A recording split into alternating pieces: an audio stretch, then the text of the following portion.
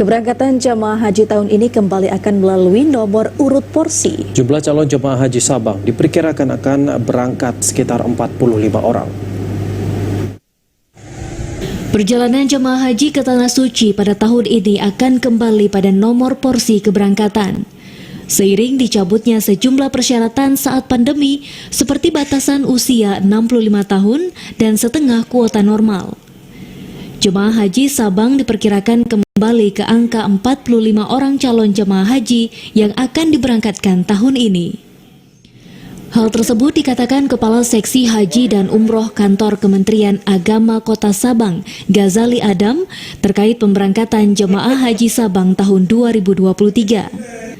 Namun demikian, untuk vaksinasi COVID-19 maupun karantina jemaah, belum ada kepastian terkait tetap dilaksanakan atau tidak, karena hal tersebut merupakan kewenangan Departemen Kesehatan Republik Indonesia.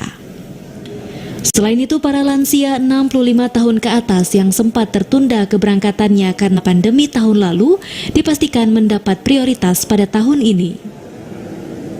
Insya Allah jamaah Sabang sesuai dengan estimasi tahun ini kami prediksikan untuk sementara itu angka 45 jamaah. Insya Allah kalau dalam perjalanan nanti ada penambahan kota, jadi untuk hari ini tahun ini jamaah Sabang kalau tidak ada terkendala yang hal yang sesuatu yang lain, kalau memang pada saatnya berangkat itu bisa kita pastikan lebih banyak dari tahun kemarin. Menurutnya, jumlah calon jamaah haji lansia dapat bertambah karena adanya kesepakatan antara Arab Saudi dengan Indonesia. Dengan jumlah calon jamaah haji ini menurutnya berdampak pada daftar tunggu keberangkatan yang juga akan menurun signifikan dari 50 tahun ke 32 tahun.